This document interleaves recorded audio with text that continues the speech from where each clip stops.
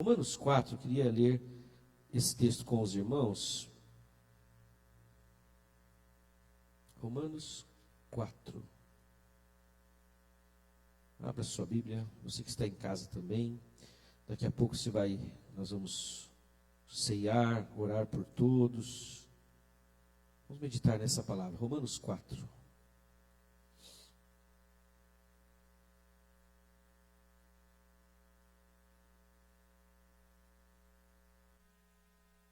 Quero discorrer um pouquinho nessa manhã sobre o que eu anunciei já no começo do culto. A aliança abraâmica da graça. Você tem a aliança de Deus com Abraão, aí você tem a aliança da lei, e aí você tem Jesus estabelecendo no dia da ceia uma nova aliança, um novo testamento, um novo pacto estou fazendo com vocês. Você vê 3 momentos. O primeiro e o último são iguais, que é a aliança do favor imerecido. Na aliança da lei, que dura de 1200 até Jesus, aproximadamente, você vê ali, na história de Israel, uma batalha para que eles se tornassem justos por si mesmos e nunca conseguiram. Nunca conseguiram. Porque o homem, quando ele acha que ele está 100% bom, ainda falta alguma coisa. Igual o jovem rico. Abraão foi justificado pela fé, é o tema, o título que está dado aqui na minha versão. Portanto, o que diremos do nosso antepassado Abraão? Olha, eu queria que você lesse com bastante cuidado esse texto. Porque eu sei que o Espírito Santo vai ministrar para você algo que vai trazer, o destravar de determinadas coisas na tua vida. Vai destravar. Você vai sentir que vai abrir, porque você vai compreender como que Deus quer agir na tua vida. Como que Deus está agindo na tua vida. Portanto, que diremos do nosso antepassado Abraão? Se de fato Abraão foi justificado pelas obras, ele não tem do que se gloriar, mas ele tem do que se gloriar, mas não diante de Deus. Que diz a Escritura? Então ele está perguntando o que fala a Escritura. Diz assim: Abraão creu em Deus e isso lhe foi creditado como justiça. Essa palavra a gente conhece bastante, Cartão de crédito, crédito bancário, crédito em concessionárias, crédito na conveniência, crédito no mercado. Foi creditado a ele. Ele creu. Então, como é que ele fez? Ele pagou? Ele fez alguma coisa? O texto está dizendo, não, ele creu. E por isso ele é chamado pai da fé.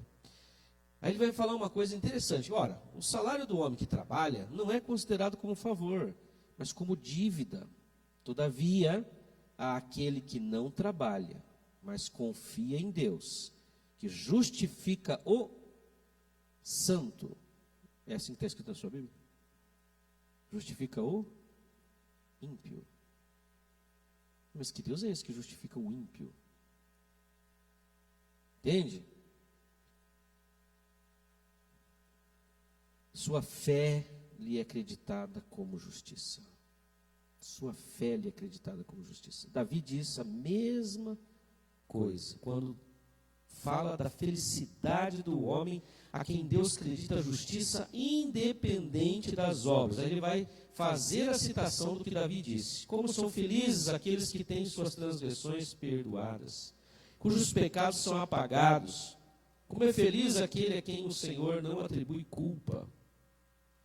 Destina-se esta felicidade apenas aos circuncisos ou também aos incircuncisos? Já dissemos, no caso de Abraão, a fé lhe foi acreditada como justiça. Sobre quais circunstâncias? Antes ou depois de ter circuncidado? Não foi depois, mas antes.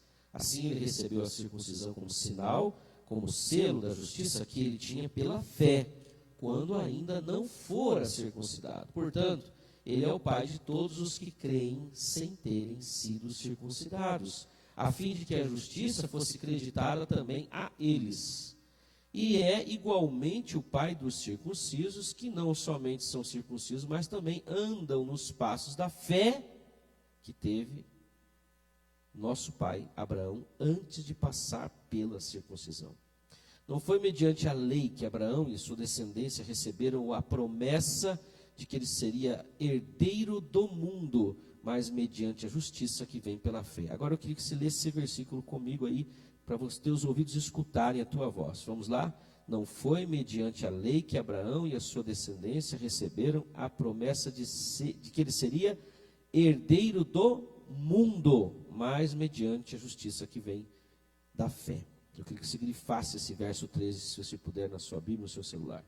Pois os que vivem pela lei são herdeiros, porque se os que vivem pela lei são herdeiros, a fé não tem valor e a promessa é inútil, porque a lei produz a ira, e onde não há lei, não há transgressão. Portanto, a promessa vem pela fé, para que seja de acordo com a graça e seja assim garantida a toda a descendência de Abraão, não apenas aos que estão sob o regime da lei, mas também aos que têm a fé que Abraão teve. Ele é o pai de todos nós. Como está escrito, eu constituí pai de muitas nações. Ele é o nosso pai aos olhos de Deus, em que creu, o Deus que dá vida aos mortos e chama à existência coisas que não existem como se existissem. Abraão, contra toda esperança, em esperança creu, tornando-se assim pai de muitas nações.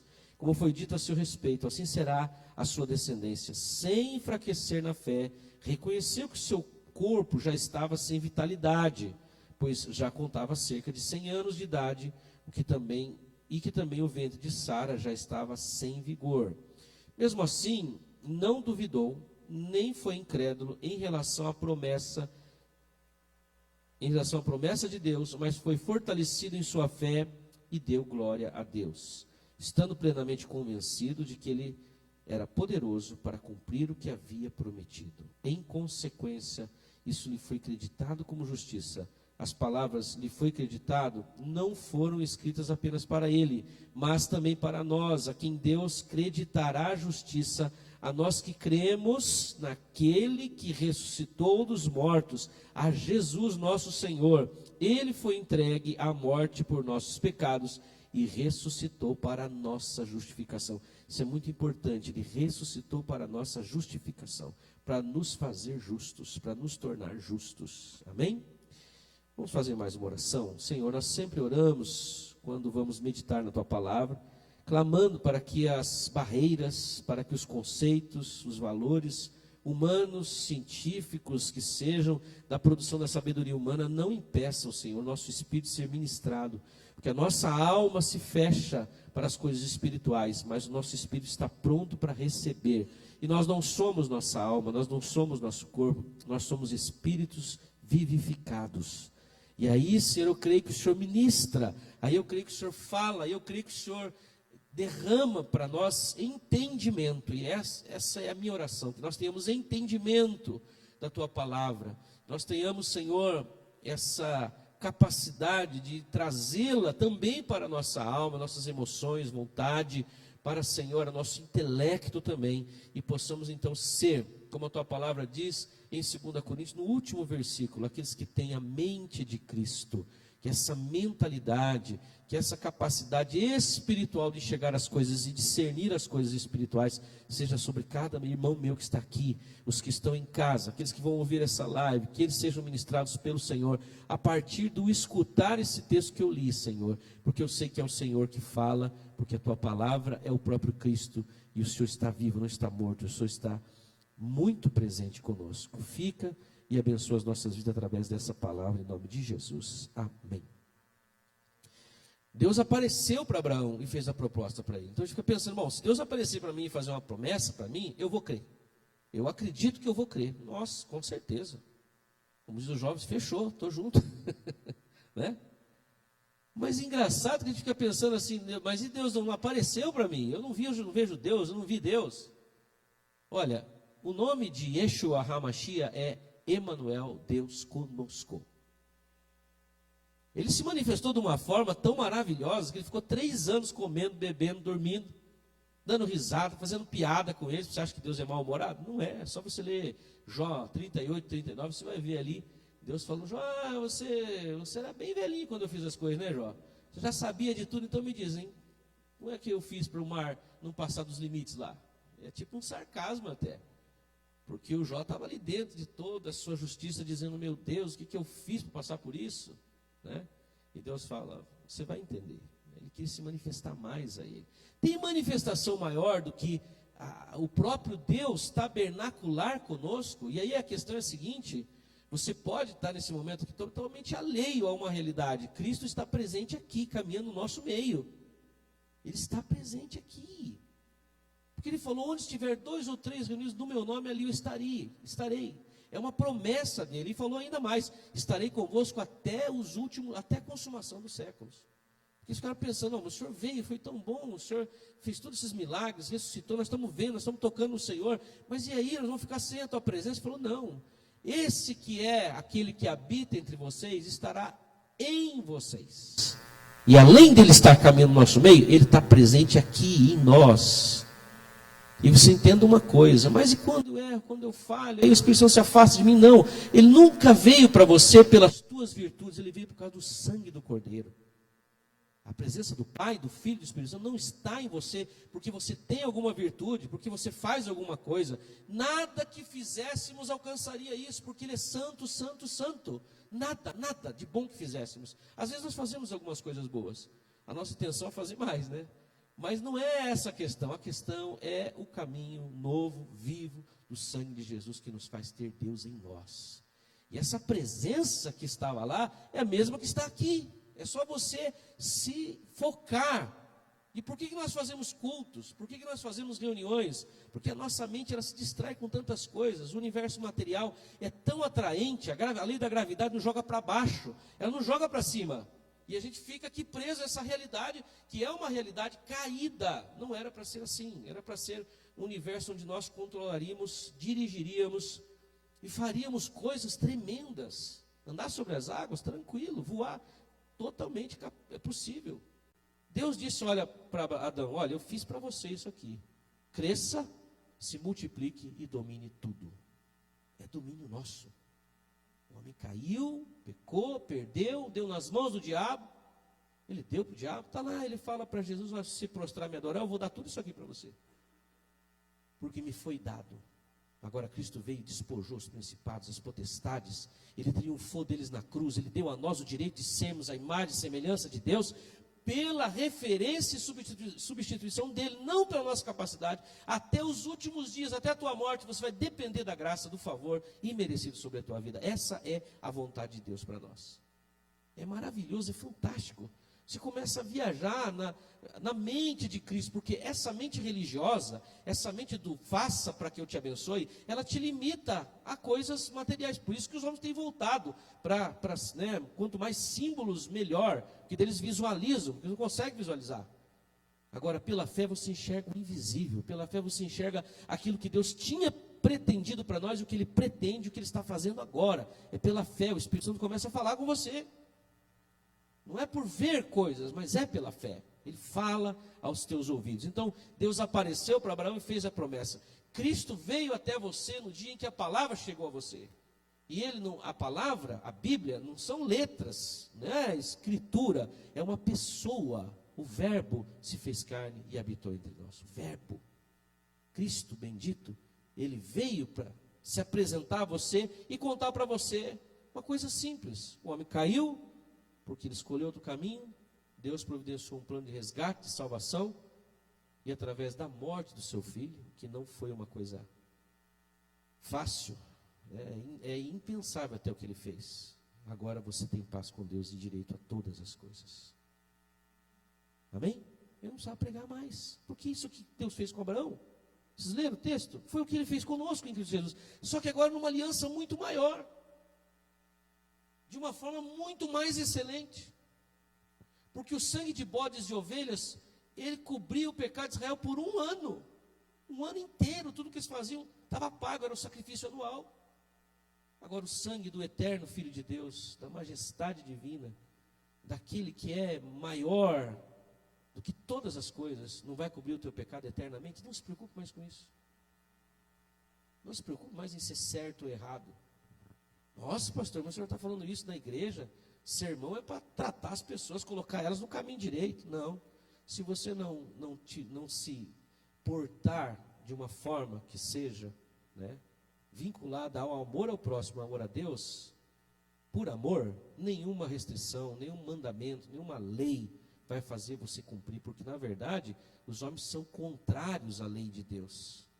E nós em Cristo, nós nos tornamos amigos de Deus. Abraão foi chamado amigo de Deus. E você veja que nós encontramos algumas questões aqui. Eu quero fazer um sermão expositivo. Michel que gosta desses sermões expositivos bíblicos, né? A gente faz isso porque a gente quer dar aquele rigor, né, para o texto e para a revelação da palavra. E nós temos algumas coisas importantíssimas aqui nesse texto. A gente podia pegar e fazer um elencar de tópicos para você assim compreender, né, sistematizar na tua cabeça. Tem gente que não precisa, né? Falando o que eu falei aqui, já pronto, já pegou. Mas, como nós temos muitas mentes intelectuais, né, aqui no nosso meio, que gostam da explicação das coisas, você pode elencar tópicos aqui, no começo já do texto, ele vai começar com a palavra portanto, é uma conjunção explicativa, se não me engano, né? Eu não sou muito bom de português, mas está explicando, portanto, que diremos do nosso antepassado Abraão? Ele volta e fala assim, bom, Abraão é o maior ícone para vocês, e olha que Jesus disse, Abraão viu o meu dia e se regozijou. Eles falaram, mas você não tem nem 40 anos, como é que você viu Abraão? Você é doido, meu, esse cara é cheio de demônio. Eles falavam que ele era endemoniado, porque ele falava umas coisas loucas. Só que é eles que não enxergavam quem estava diante deles. Não enxergavam de jeito nenhum. Ele falou assim, olha, nosso pai Abraão, vamos falar dele então. Se de fato Abraão foi justificado pelas obras, ele tendo que se gloriar, mas nunca diante de Deus. Porque nenhuma obra que ele faça vai ser maior do que a que Deus fez. Ele fez alguma coisa boa? Eles achavam, mas é muito difícil uma pessoa pegar o seu próprio filho, levar no altar, e ali querer, né? Ele levantou a daga, o anjo tem que falar, para, Abraão. Mas ele fez isso porque ele tinha essa possibilidade em si de fazer, não, ele fez pela fé. Depois, lá na frente, o texto vai dizer que ele fez porque acreditava que das cinzas Deus podia levantar o seu filho de novo. Porque ele já tinha dado, numa circunstância que ele não podia ter filho. Certo? Então aí que está a fé de Abraão, e o pessoal olha para a obra, olha para aquele momento em que ele vai lá e está fazendo aquele negócio de matar o seu filho, e quando Deus pediu, falou assim, ó, toma o teu filho, teu único filho, a quem tu amas. E ele estava fazendo aquilo pela fé, ele caminhava pela fé. Bom, Deus falou que me dá um filho, demorou 35 anos, ou 25 anos depois, né, 75, não, fez a promessa que eu tinha 65, 35 anos depois, eu já não tinha mais força nenhuma, minha mulher não podia de jeito nenhum ter filho, e ele me deu, nasceu um filho. Bom, tudo bem, difícil fazer isso, mas eu vou fazer porque ele pode ressuscitar das cinzas. Deus falou que vai fazer de mim uma grande nação. Então ele lembrou da promessa, lembrou das palavras. E aí Paulo está dizendo, olha, a obra dele não tem glória diante de Deus, de jeito nenhum. Ele vai explicar por quê.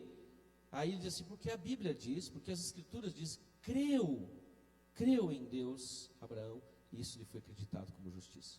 É a moeda do céu, aqui um outro tópico.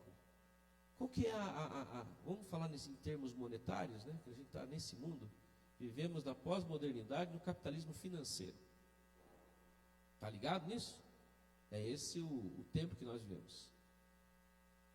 Então ele falou assim, olha, a moeda do céu não é ações, não são obras, não são penitências, não são rituais, não são atitudes, né, que sejam, vamos dizer assim, atitudes dignas ou éticas. Na verdade, nós não podemos viver, não tem como, no pacto social que a gente vive, você não pode sair da linha, senão você vai preso. Você vai pagar pelo que você fez e até pelo que você não fez. Porque se alguém quiser te acusar de alguma coisa, pode ter um processo em que você tem que se defender, precisa de defesa. Então as ações éticas nossas, eu não bebo, não fumo, não mato, não roubo, não adultero, eu não passo por cima de gatinhos na rua, eu não faço coisas erradas. Isso aí você tem que fazer porque é o certo fazer. Nós vivemos em independência nesse mundo, um com o outro. O cara que trai a sua mulher, ele acha que ele vai ficar impune, vai chegar uma hora que vai ser pego, acabou com a casa dele, com a família dele. Não precisa nem dar lei para isso, porque adultério já não é mais um motivo de divórcio, nem divórcio não é mais do jeito que era. Foi mudado, tudo. Quanto mais leis nós criamos, mais o homem é rebelde, mas ele sabe que se ele passar por cima das regras, ele tem consequências. Então a questão não é essa. Mas ele eleva daí a coisa, e ele coloca, olha, o negócio é o seguinte, a moeda do céu não são ações, mas fé. E essa fé vai moldar as tuas ações. Aí é que está o detalhe. Que a gente se preocupa assim, bom, mas eu vou viver de maneira displicente, sem nenhum... Não, você já é uma pessoa que tem que viver de forma correta. Você já vive.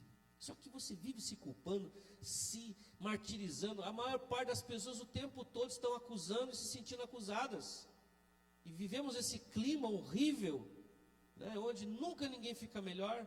Na maior parte das vezes a pessoa chuta o balde e vai fazer coisas que nunca fez, piores, né, do que outros que já falam, não, isso não vai levar a nada. Porque a rebelião vem a partir da pressão sobre o nosso ser, se a gente quiser viver para Deus ou para a sociedade de uma forma que nós sejamos os responsáveis. Ah, você tem que assumir a tua responsabilidade. Nós temos um Deus que ele vai explicar no próximo versículo. Ele justifica o que erra. E ele diz assim, o salário que uma pessoa recebe numa empresa, ou trabalhando, nesse caso aqui para alguém lá, esse salário, ele é o quê? Ele é um presente? Não, o cara tem uma dívida com você. Você trabalhou para ele, tem que te pagar. Aí, ele vai dizer assim, todavia, aquele que não trabalha, certo? Todavia, aquele que não trabalha, mas crê no Deus que justifica o ímpio, sua fé lhe é acreditada como justiça. Há uma frase do pastor Joseph Prince, que a gente ouve bastante, que diz assim, que Jesus nunca chamou o Pai de Deus. Toda a vida Pai, sempre nas orações era Pai. Mas na cruz, o pastor Michel pregou esses dias os 7 brados da cruz, ele disse, Deus meu, por que me desamparaste? Para que nós possamos dizer, meu Pai, por que o Senhor me abençoa se eu não mereço? Você pegou? Olha a mudança.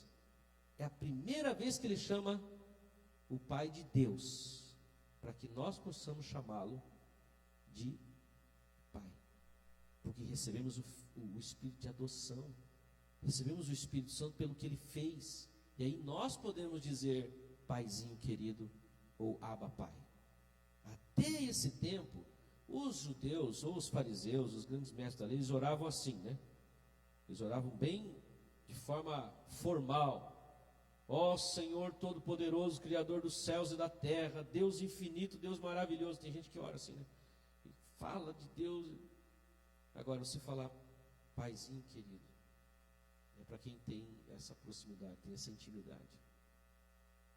E essas coisas que Jesus fez por nós, ele está mencionando aqui que foi por causa do que Jesus fez e por causa de quem Deus é. Deus se revela a nós, se revelou a nós, o Pai, o Filho e o Espírito Santo, na pessoa de Jesus.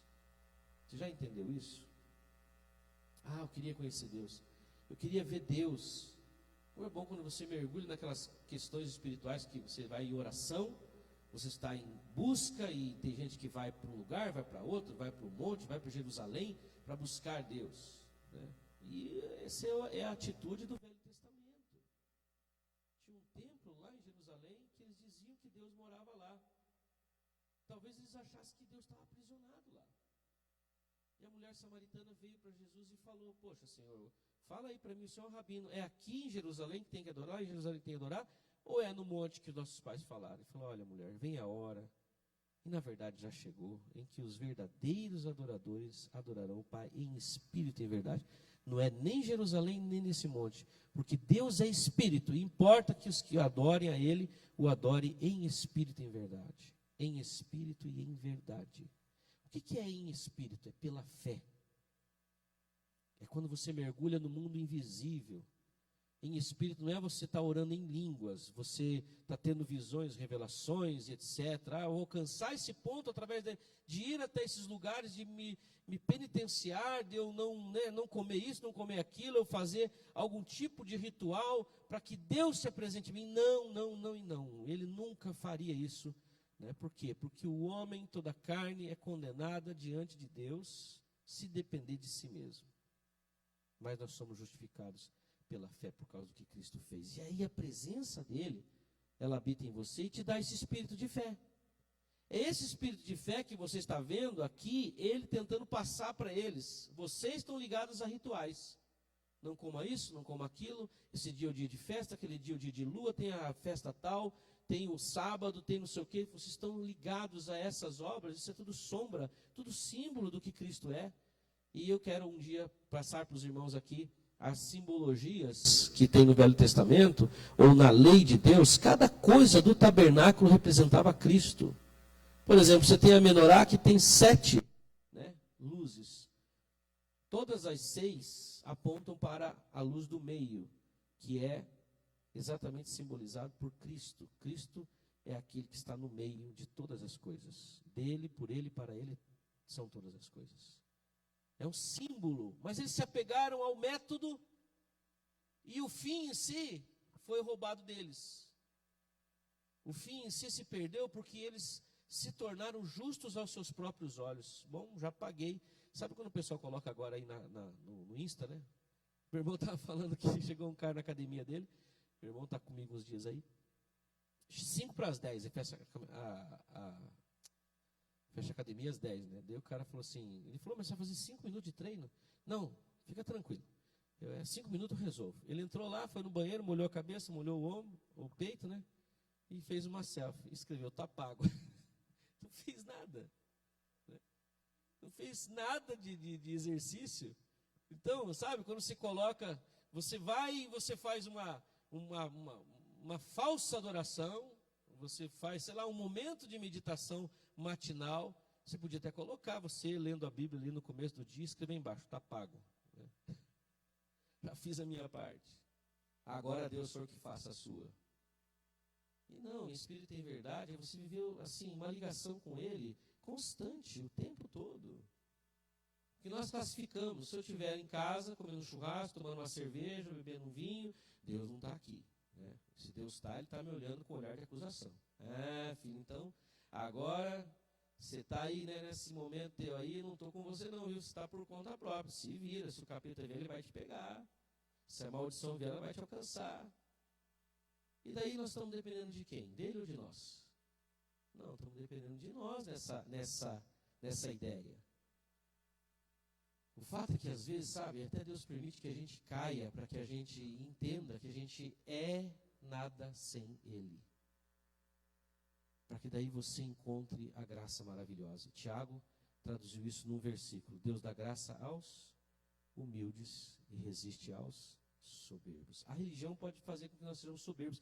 Eles estavam soberbos e ele está dizendo assim, olha, não é por causa de vocês.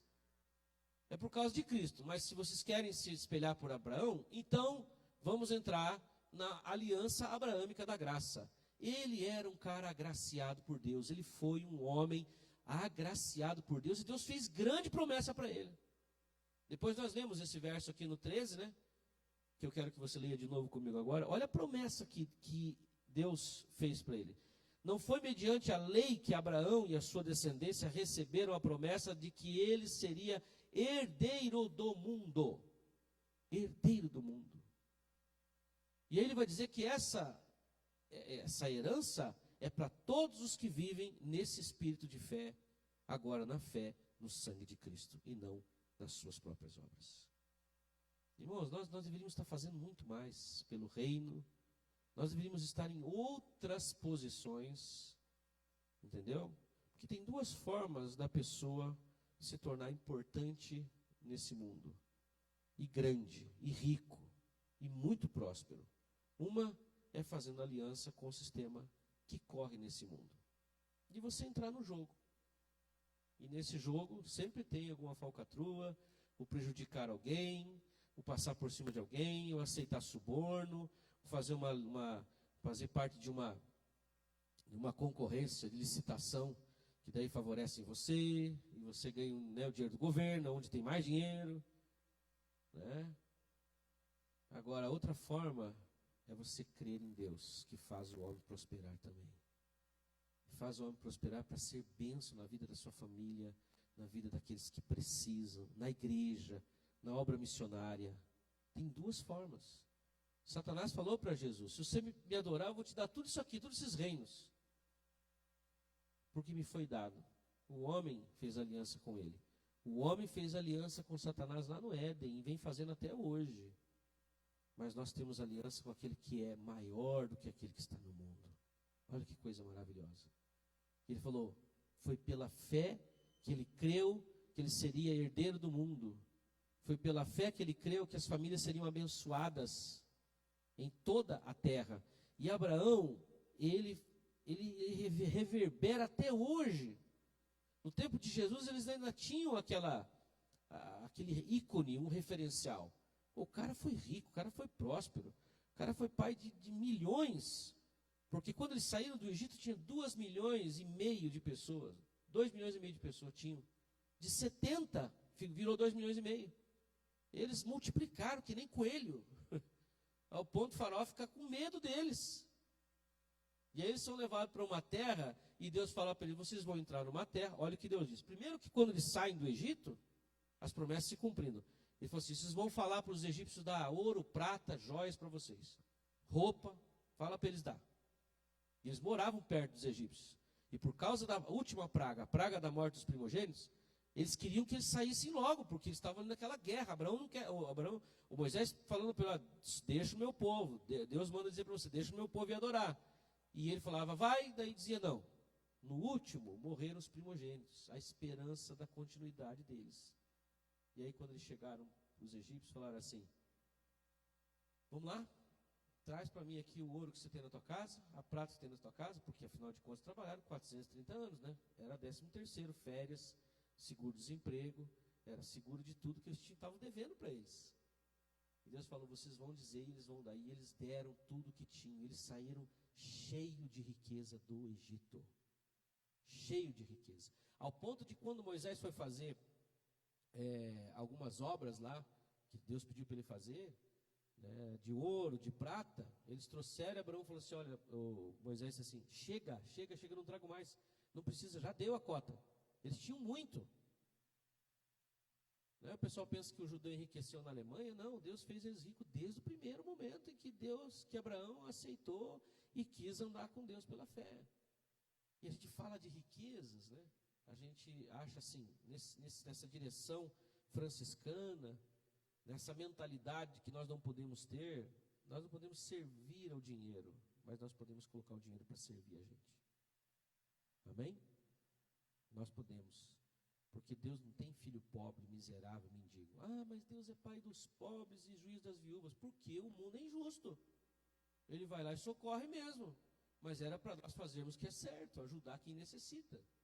Não há de infinito, mas levando Deus à pessoa, ela com certeza ela vai entrar no outro patamar de mentalidade. E vai com certeza ter sabedoria. E tudo que a gente vê acontecer até hoje, lá naquele pedacinho de deserto do povo de Israel. E no mundo inteiro onde eles estão. É difícil se encontrar um judeu mendigo. Eu fui moço, agora sou velho, e eu nunca vi um justo mendigar o pão, nem a sua descendência. Porque estão debaixo de uma promessa, estão debaixo de uma aliança. E essa aliança é pela fé. Quando veio a lei, eles mudaram o entendimento deles. E pararam de depender de Deus.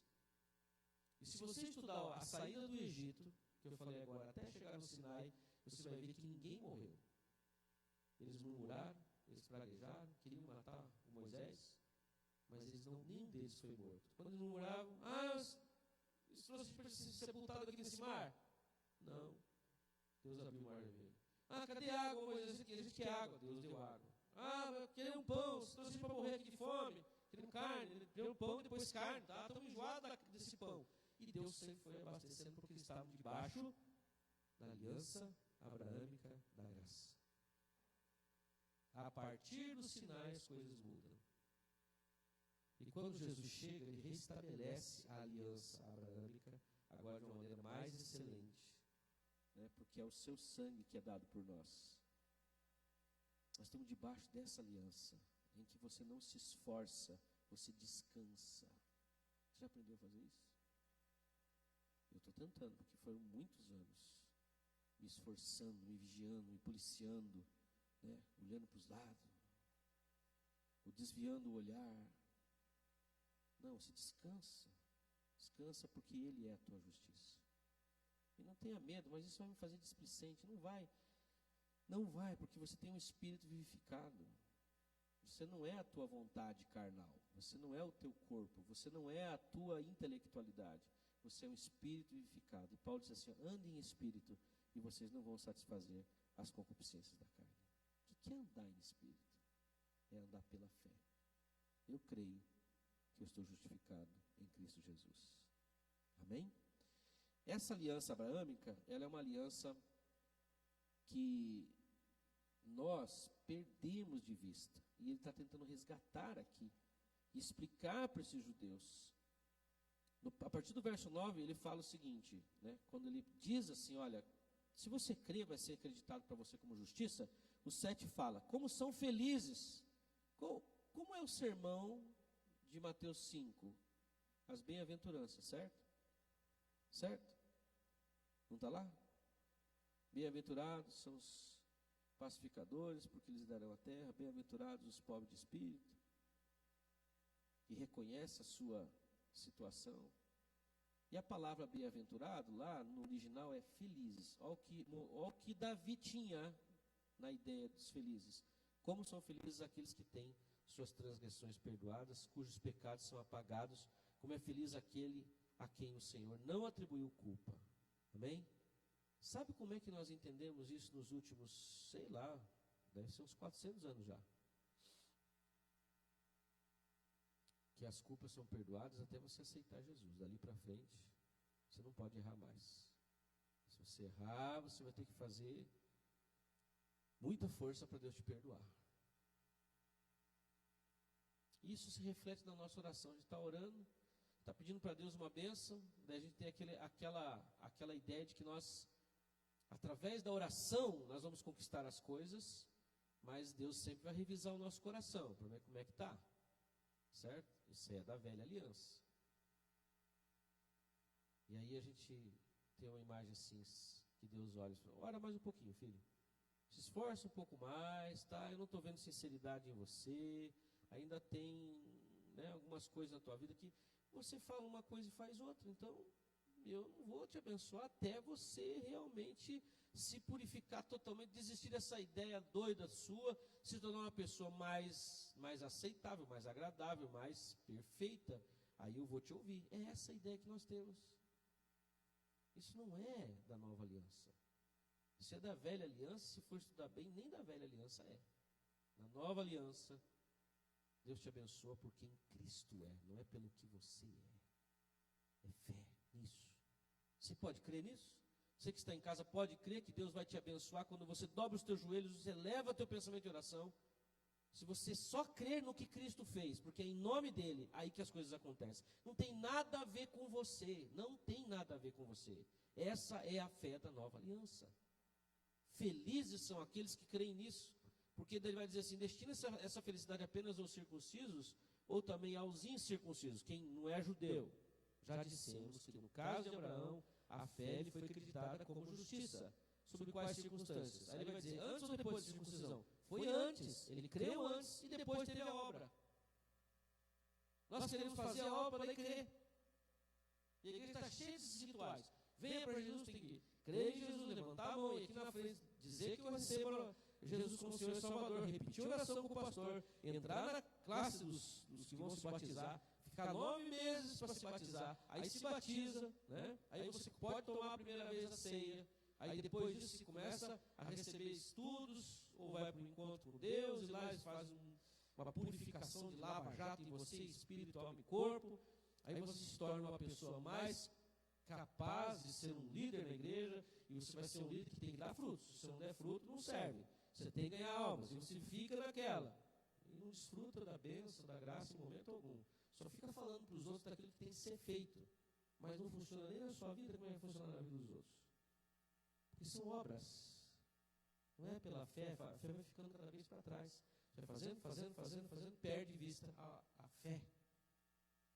E às vezes você que nunca entrou numa igreja, a pessoa que não sabe quase nada de Deus, não se preocupa tanto com isso, porque acha muito confuso, essa pessoa faz uma oração e ela é atendida por Deus. porque ela crê em Deus e não na capacidade dela. E muitas vezes a oração é assim: Deus, eu sei que minha fé é pequena, mas o Senhor é grande, abre essa porta para mim. E a pessoa recebe. Porque ela não depende dela, ela depende do Deus a quem ela está orando. É louco isso, né? Você fala assim: poxa, mas então eu aprendi tudo errado a vida inteira. Irmãos, eu estou convencido cada vez mais que o Satanás, sabe, da religião, ele entrou e perverteu nosso acesso às bênçãos de Deus. Veja, nós precisamos de bênçãos espirituais, já temos. Emocionais, é só você se entregar ao amor de Deus. E as bênçãos materiais? Em Abraão, e no que aconteceu com ele, está acontecendo até hoje, você vê o tanto que Deus o abençoou. E tudo isso pela fé. Amém? Ele vai explicar então que nós que somos gentios estamos também, né, debaixo da mesma bênção. E daí esse texto que eu vou parar aqui no verso 13, porque já avançou o horário, não foi mediante a lei que Abraão e sua descendência receberam a promessa de que ele seria herdeiro do mundo, mas mediante a justiça que vem da fé. Porque é uma forma dele explicar para eles, né? Pois se os que vivem pela lei são herdeiros, a fé não tem valor, porque estão dependendo das obras. Ele é uma declaração enfática dele, porque se os que vivem, né, os que vivem pela lei são herdeiros, a fé não tem valor, e a promessa é inútil. Olha que coisa, a gente quer receber as promessas de Deus, mas fundamentado na nossa bondade, na nossa fidelidade, naquilo que nós podemos ser e fazer, em vez de nós entendermos a bondade e a misericórdia de Deus, que Davi orou dizendo: a bondade e a misericórdia do Senhor me seguirão todos os dias da minha vida, todos os dias. É graça sobre graça, graça sobre graça. Porque a lei produz a ira, e onde não há lei, não há transgressão. Portanto, a promessa vem pela fé. Por que ele fala onde não há lei, não há transgressão? Porque o tempo da lei passou. E se o tempo da lei passou, os pecados foram pagos, não tem mais transgressão. Onde é que você vai aceitar isso, receber isso de verdade, desfrutar disso, descansar? Você se esforça o tempo todo, se esforça. Descansa na promessa pela fé. A promessa vem pela fé para que seja de acordo com a graça e seja assim garantida a toda a descendência de Abraão, não apenas aos que estão sob o regime da lei, mas também aos que têm fé que Abraão teve. Ele é o pai de todos nós. Amém? Depois nós vamos terminar isso aqui, mas eu acho que você já entendeu, né? E você que está em casa, já entendeu, ou pode entender mais. Você vai pensar, sentar, meditar nesse texto, e você vai desfrutar disso. Tem promessas para aqueles que creem. Crer só. Viver em espírito é crer. Ah, pastor, mas e daí? Como é que fica a minha vida? Eu vou receber de qualquer jeito? Esse qualquer jeito que nós falamos, a gente já remete para pontos doutrinários. Para o faça e não faça, pode e não pode. Quem determina o que pode e não pode é Deus. E Ele já falou pela boca dos seus profetas da nova aliança: nenhuma condenação há para aqueles que estão em Cristo Jesus. Amém? Mas se eu pequei hoje, pastor, você vai ter consequências do teu pecado. Se você fizer alguma coisa que agride a sociedade, a você, aos teus próximos, mas diante de Deus você está absolvido. O veredito de Deus para você é inocente. É complicado, pastor, por isso que é pela fé, não é pela lógica. O veredito de Deus para você todos os dias é inocente, por causa do que Cristo fez, que foi culpado no teu lugar. E aí você pode ser recebido por aquele que é o Todo-Poderoso, Criador dos céus e da terra, que tem todo o poder para fazer o que Ele quiser. Ele te recebe como filho querido, porque Ele considera você inocente. Fala essa palavra inocente. Sabe o que se divulgou no nosso meio? Sabe, ninguém é inocente não, pastor. perante nós, uns aos outros, nós podemos usar isso, mas diante de Deus, nós somos inocentes, porque alguém se tornou culpado no nosso lugar. Eu gosto dessas colocações, sabe, porque faz a gente entender. Eu sou inocente não pelo que eu faço ou não faço, mas porque alguém se tornou culpado no meu lugar. Ou eu creio nisso, ou eu não creio. Se você crê, você vai desativar, você vai desatar as cadeias, as correntes. E nós vamos crescer cada vez mais nisso. Fica tranquilo, não precisa você se preocupar também. Ah, mas por que eu não consigo crer nisso? Fica tranquilo. Deixa que a graça vai te envolvendo, deixa que esse amor vai te envolvendo e vai acontecer naturalmente. Como a Bruna cantou hoje, é meu, somente meu, todo o trabalho. E o teu trabalho é descansar em mim. Obrigado, Senhor, por essa palavra. Obrigado porque o Senhor nos remete a tantos anos atrás, quando essas explicações foram dadas. E nós também podemos, Senhor, relatar, testemunhar, como o próprio Paulo está fazendo aqui, do que ele entendeu, porque o Senhor é vivo, e o Senhor nos faz entender hoje. Se não houvesse mais Bíblia na terra, o teu Espírito que habita em nós, escreveu no nosso coração as tuas palavras, e a tua presença é a própria palavra. Isso faz com que nós tenhamos condições de saber, de entender e de viver de uma forma que nós somos cada vez mais abençoados. Senhor, há tantas áreas da nossa vida que estão travadas porque nós não vivemos pela fé.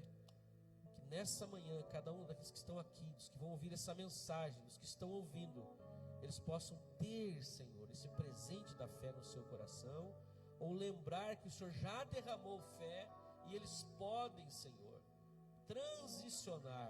transitar para outra dimensão, que é essa dimensão do crer, do viver em espírito e deixar o Senhor agir, Senhor, cada vez mais em nós, através de nós, para a honra e glória do teu nome. Seja, Senhor, em casa, nos problemas familiares, seja no trabalho, seja, Senhor, nos empreendimentos, seja, ó Deus, naquilo que o teu filho faz, está buscando ter êxito, ter vitória, que tudo seja alcançado pela fé, Senhor. Um descansar em Ti, que o Senhor sempre fará o melhor pelas nossas vidas. Nós tenhamos assim esta fé, essa certeza. E como são felizes, Senhor, aqueles que têm os seus pecados perdoados, as tuas transgressões perdoadas e vivem nessa fé de Abraão. É a minha oração, Senhor, agradecido por tudo em nome de Jesus. Amém?